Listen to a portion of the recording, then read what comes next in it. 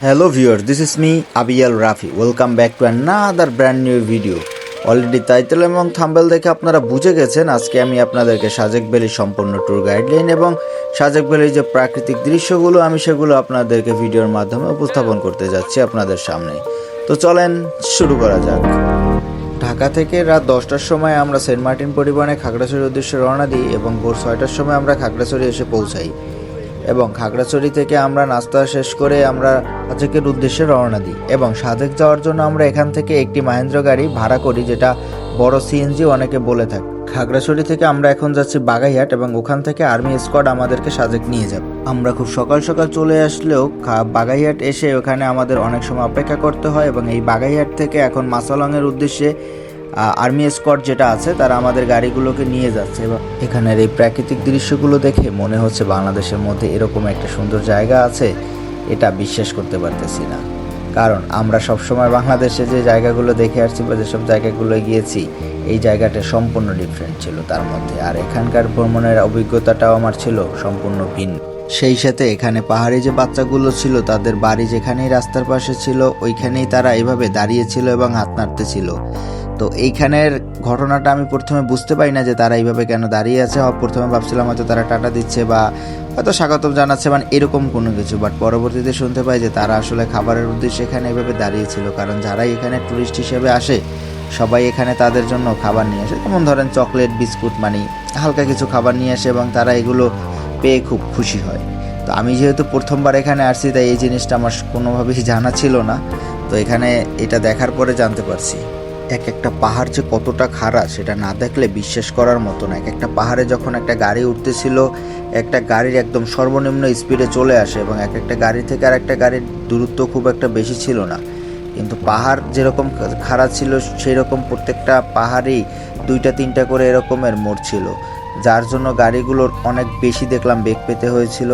কিন্তু অনেক বেশি এনজয় করেছি যে এই যে প্রাকৃতিক দৃশ্যগুলো, এই দৃশ্যগুলো তো সব জায়গায় দেখা যায় না সচরাচর। এবং এই যে পাহাড়ের ডালগুলো বেয়ে বেয়ে উঠতেছে, গাড়িগুলো আবার নামতেছে, আবার উঠতেছে, আবার নামতেছে। এই যে এতক্ষণ আমরা একটা পাহাড়ের উপরে উঠলাম, কতটা উঁচুতে উঠছি জানি না, এখন আবার হচ্ছে এই যে নামতেছি। এবং এই ঢাল দিয়ে যখন নামি তখন সব থেকে বেশি ভয় লাগে, কারণ ওঠার সময় তো স্পিড কম থাকে, বাট যখন গাড়িগুলো ঢাল দিয়ে নামে তখন স্পিড থাকে অনেক বেশি, যেটা অনেক সময় দেখতে অনেক বেশি ভয়ঙ্কর লাগে এবং নিজের কাছেও জিনিসটা ভয় ভয় লাগে।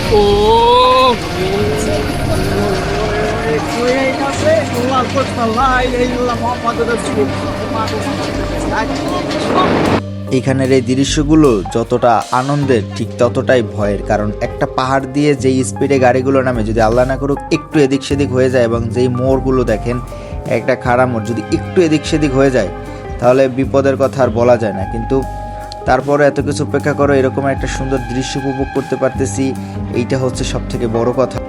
সবকিছু মিলে এখানে খুব ভালোই লাগছে এবং এখানে একটা গাড়ি থেকে আর একটা গাড়ির দূরত্ব খুব একটা বেশি থাকে না, কারণ হচ্ছে আপনার আর্মি স্কোয়াড দিয়ে নিয়ে যায়। কারণ প্রথম বাগাইহাট থেকে মাসালং পর্যন্ত একটা স্কোয়াড নিয়ে আসে এবং মাসালং থেকে সাজেক পর্যন্ত আর একটা স্কোয়াড নিয়ে আসে। কিন্তু এই পাহাড়ের যে ঢালগুলো দেখেন, একটা ঢাল দিয়ে যখন গাড়ি নামে কি ভয়ঙ্কর দৃশ্য এখানে তখন তৈরি হয়। পরজীব যে গাড়িগুলো আছে সেগুলো অনায়াসে চলে গেলেও এই গাড়িগুলোর একটু বেগ পেতে হয়, কারণ এগুলোর ইঞ্জিন অতটা পাওয়ারফুল না। আলহামদুলিল্লাহ ফাইনালি সাজেক পৌঁছে গেছি এবং এই যে জায়গাটা সাজেকের, এই জায়গাটায় মূলত আগুন লাগে কিছুদিন আগে 2024 সালে এই জায়গাটাতে আগুন লেগে পুড়ে যায় এবং এখানে এখন নতুন করে আবার রিসোর্ট তৈরি করতেছে। এই যে সব জায়গাগুলো পুড়ে গেছিলো, কিন্তু এখন বর্তমানে আমি যে জায়গাটা আছি এটাই হচ্ছে সাজেকের যে মেইন পয়েন্টটা। এখান থেকেই শুরু সাজেকের সব রিসোর্টগুলোর, এবং আমি যে রিসোর্টটা বুকিং করেছিলাম সেটা হচ্ছে অংলাক পাহাড়ের নিচে লারং রিসোর্ট ছিল। এবং আমার রিসোর্টটা বলতে গেলে এখান থেকে মনে হয় সব থেকে শেষেই ছিল আমার রিসোর্টে, এবং এই সব কিছু অতিক্রম করে এরপর হচ্ছে আমার রিসোর্টে যেতে হবে। সামনে যে পাহাড় দেখা যাচ্ছে একদম সামনে, ওই পাহাড়ের নিচেই হচ্ছে আমার রিসোর্ট, আমি যে রিসোর্টটাতে থাকবো মূলত। এখানে দুপাশে অসংখ্য রকমের খাবারের হোটেল এবং রেস্টুরেন্ট রয়েছে, তাই এখানে আসলে আপনার খাওয়া নিয়ে কোনো প্রবলেম হবে না।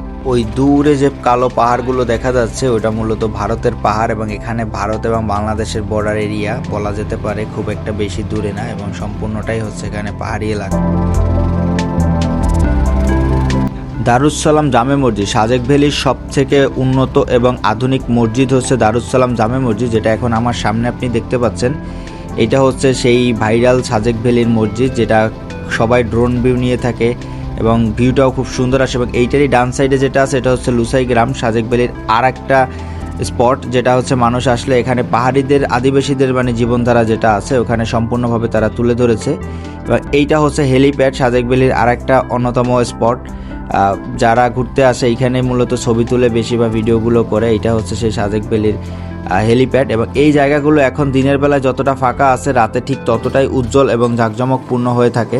এখন নিচে সামনে যেটা দেখতেছেন এটাও একটা পার্ক, এটা বিডিআরদের রেস্ট হাউস। এখানে আপনি চাইলে যদি পিকনিক করতে আসেন বা একসাথে আড্ডা দিতে চান ফ্রেন্ডরা, এখানে দিতে পারবেন। এখানে রাতে বৃষ্টি হয়েছে এবং আমি যে রিসোর্টে ছিলাম রাউন্ড রিসোর্ট, এবং সেখান থেকে সাজেক ভ্যালির ভিউটা ঠিক কতটা দেখা যায় এবং কতটুকু সুন্দর লাগে সেটাই আমি এখন আপনাদেরকে দেখাবো। এবং সেই সাথে আমি এখানের যে আসতে কত টাকা খরচ হয়েছে এবং এখানের রিসোর্টগুলোর ভাড়া কেমন সেই সম্পর্কেও আমি আপনাদের সাথে এখন একটু আলোচনা করব।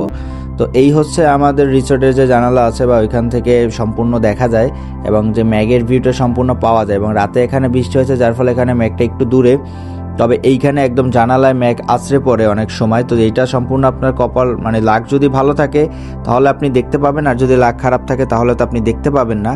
দেখতে পাবেন না বলতে ব্যাপারটা এরকম না, মানে তখন আপনি ধরতে পারবেন, আর এরকম দৃশ্য হলে তখন আপনি ধরতে পাবেন না, জাস্ট দেখতে পাবেন।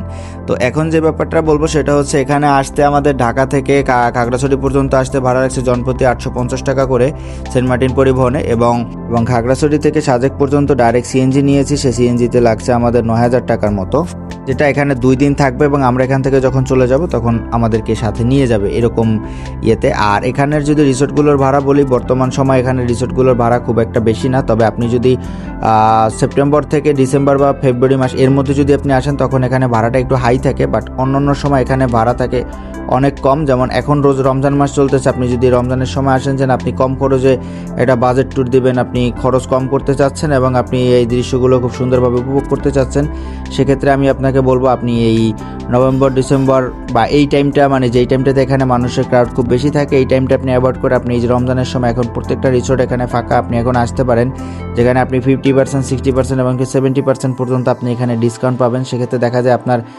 রুম ভাড়া রেগুলার সময় 6000 টাকা, 7000 টাকা থাকলে অন্যান্য সময় আপনার সেখানে রুম ভাড়া 2000, 2500, সর্বোচ্চ 3000 টাকার মতো আপনার লাগবে। তো এটা সম্পূর্ণ আপনার উপর ডিপেন্ড করে আপনি কোন সময় আসবেন। রাতের বেলা দারুসালাম জামে মসজিদটি দেখতে যেরকম সুন্দর লাগে ঠিক তেমনি আমাদের রিসোর্টটাও সুন্দর লাগে। এবং এই যে মহাশয়, ইনি হচ্ছে এখানে সব থেকে মনে হয় সুখী ব্যক্তি। পাহাড়, মেঘ এই সব কিছুর পাশাপাশি আপনি লুসাই গ্রাম, যেখানে পাহাড়িদের জীবনধারা এবং কংলাক পাহাড় সহ এখানে আরও অসংখ্য আপনি পর্যটক স্পট পেয়ে যাবেন ঘোরার জন্য।